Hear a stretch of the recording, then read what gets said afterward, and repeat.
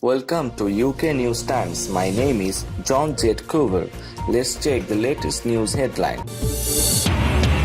US no longer party to JCPOA, European Union on Washington's anti-Iran bid. Trump says virus may have originated in China lab threatens tariffs.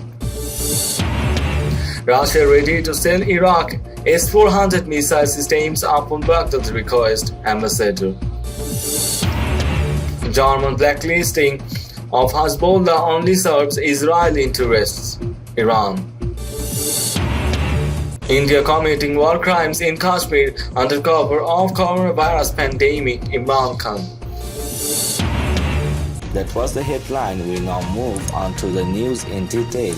But before that, there will be a request to like this video. The European Union Foreign Policy Chief says the US is no longer a party to the 2015 nuclear agreement between Iran and the 5+1 group, pointing to the limitations that Washington is facing in its avowed bid to extend an arms embargo under the deal against Tehran that is going to expire in October.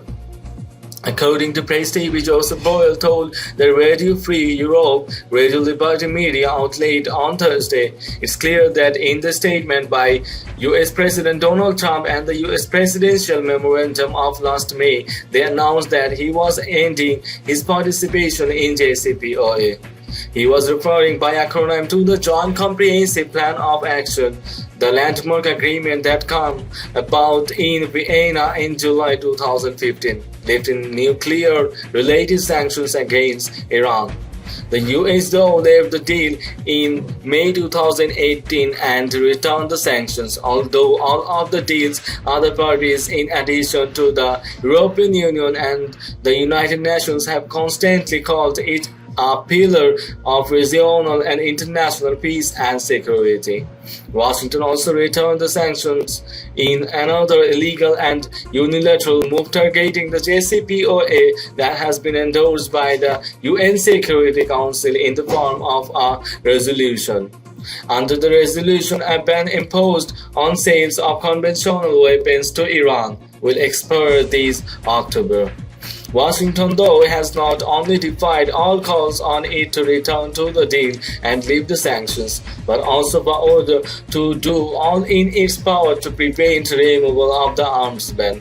Boyle, in another part of his remarks, reminded, and I also want to recall that the US has not participated in any meetings of activities within the framework of these nuclear agreements since then.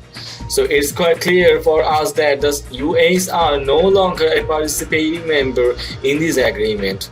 The European official, however, did not rule out the prospect of the US going to the Security Council to ask for an embargo against the Islamic Republic, adding, let's see what the Security Council decides then.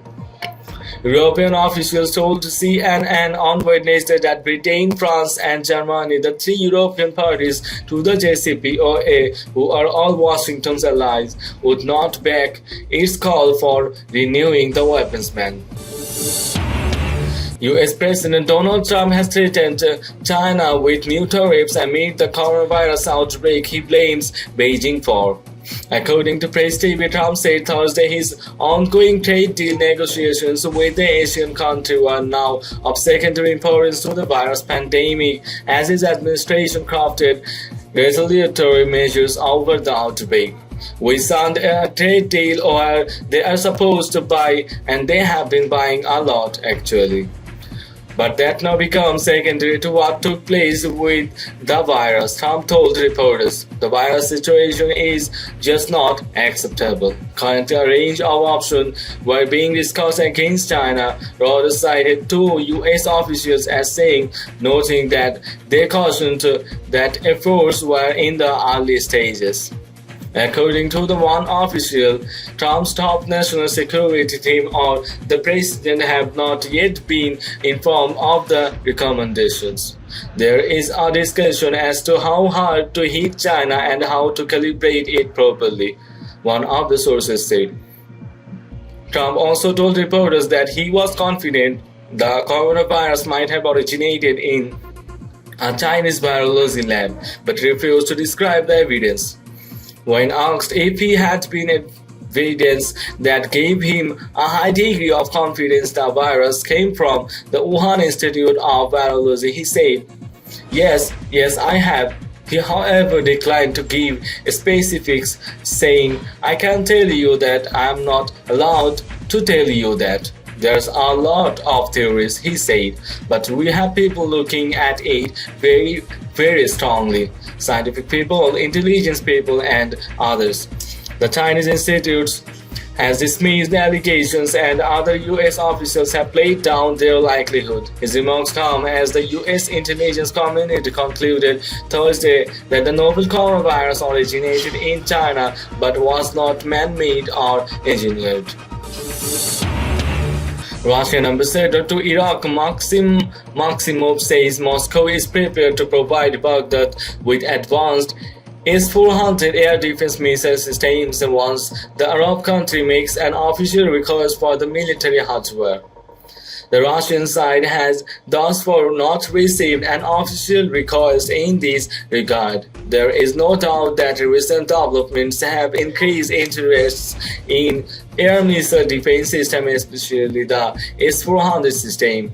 Iraq's Arabic language Al-Ahad news agency quoted Maximov as saying on Thursday, he noted it is too early to set out the details. Therefore, I say that we will meet the Iraqis' request once they make such a bid. The remarks come after the Iraqi Parliament Security and Defense Committee submitted an in-depth study to the country's caretaker Prime Minister Adil Abdul Mahdi earlier this month, requesting the acquisition of the long-range surface-to-air missile defense systems. The committee has presented a comprehensive study to the Prime Minister demanding approval for the purchases of the advanced S-400 air defense system. The issue has already been discussed with relevant figures at the General Command of Armed Forces and now awaits the previous agreement. Badr al-Ziadi, a member of the committee, told Arabic language Al-Shaba newspaper on April 18. The United States has already warned Iraq of the consequences of extended military cooperation with Russia and striking deals to purchase advanced weaponry, particularly S-400 missile systems. Iran has vehemently condemned the German government's decision to designate the Lebanese resistance group Hezbollah a terrorist organization, saying Berlin must be held to account for the consequences its decision will have for the fight against terrorism in the region. According to Press TV, Iranian Foreign Ministry spokesman Saeed Abbas Mousavi, in a statement on Thursday night, said certainly countries in Europe are apparently adopting their stances without considering the realities in the West Asia region. Mousavi said the German government's blacklisting of Hezbollah only serves the objectives of the propaganda machine of the Zionist regime and the bewildered US regime. He further noted that Berlin's decision totally disrespects the Lebanese government and nation, as Hezbollah is a legitimate and official part of the country's government and the parliament, condemning the German move as a decision of utmost imprudence. The Iranian official said the Lebanese resistance movement has been playing a key role in combating the Daesh Takrifi terrorist group in the region. Earlier in the day, Germany banned all of Hezbollah's activities in the country and ordered raids on sites police side there were linked to the group. A number of properties in Berlin, Bremen, and North Rhine-Westphalia were searched early on Thursday, according to the German police. The German Interior Ministry, which has issued the ban, says 4 mosques and cultural associations were raided, as well as the private homes of Hezbollah's board members, treasurers, and tax advisors. Most EU member states have so far refrained from labeling the political arm of the Lebanese resistance movement a terrorist organization. Last year, the British government broke with the rest of Europe to adopt a stance similar to that of Germany against the entire Hezbollah resistance movement. Hezbollah's role in an anti-militancy campaign in Syria has angered Western countries that have, for the past 8 years, supported terrorist groups opposed the government of President Bashar al-Assad. Hezbollah has played a major role in helping Assad purge the Syrian territory from terrorist groups. The resistant group also responds to Israel's frequent aerial incursions into Lebanon. Pakistani Prime Minister Imran Khan has accused New Delhi of committing war crimes against Muslims in the Indian-administered Kashmir under the cover of the coronavirus pandemic. In a post on his Twitter account on Thursday, Khan said the administration of Indian Prime Minister Narendra Modi was attempting to change the demography of Kashmir and continued massacre across the Muslim-majority Himalayan region.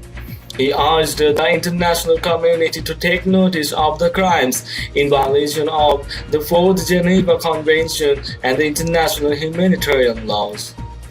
Under cover of COVID-19 global pandemic, the Modi government, with its fascist ideology, continues its war crimes in IOCK. Khan said in reference to Indian-controlled Kashmir. Khan added that India violates the Fourth Geneva Convention by continuing its genocide of Kashmiris and by attempting to change the demography in occupied Jammu and Kashmir, he added. Khan also stated that Kashmir is recognized as a disputed territory by the United Nations and the world has a responsibility to take note of the Indian war crimes there.